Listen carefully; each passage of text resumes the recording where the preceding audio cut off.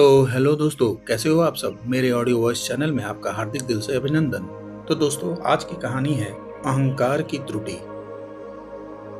एक गांव में एक मूर्तिकार रहता था। उसके हाथों में एक ऐसा जादू था कि वह किसी को भी देखकर उसकी ज्यों की त्यों मूर्ति बना देता था। इतना ही नहीं, वह इतनी जीवंत मूर्तियां बनाता था कि उन्हें देखकर लोगों को यह भ्रम हो जाता था कि ये मूर्तियां नहीं बल्कि जीवित व्यक्ति है।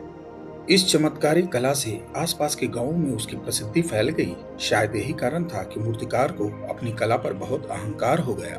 वह अपनी कला से बहुत प्रेम करता था और उसे किसी भी स्थिति में छोड़ना नहीं चाहता था। वह चाहता था कि हजारों साल तक कलाकारी करता रहे, लेकिन ऐसा कैसे संभव हो सकता है। अंत तो सभी का निश्चित है।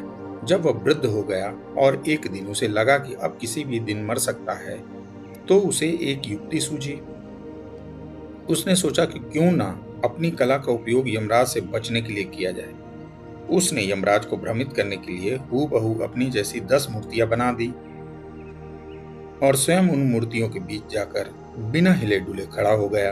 यमराज जब उस चित्रकार को लेने आए तो उसकी एक जैसी 11 प्रतिकृतियों को देखकर चकरा गए। वह पहचान ही नहीं पा रहे थे कि उन मूर्तियों में से असली मनुष्य कौन है, जिसे अपने साथ यमलोक ले जाना है।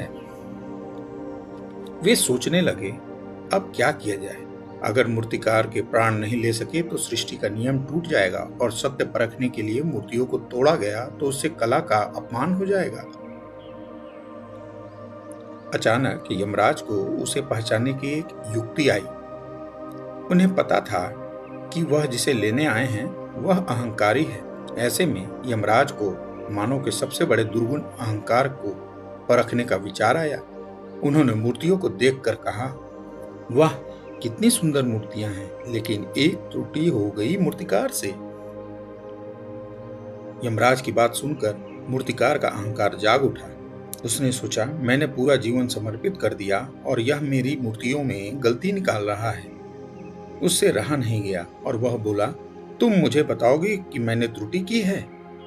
उसके बोलते ही यमराज ने उसे पकड़ लिया और कहा, बस यही तुमसे त्रुटि हो गई कि तुम अपना अहंकार इन मूर्तियों में नहीं डाल सके। तो दोस्तों, ये छोटी सी कहानी आपको कैसी लगी? अगर अच्छी लगी हो तो प्लीज मेरे चैनल को लाइक, शेयर और सब्सक्राइब जरूर करें। धन्यवाद।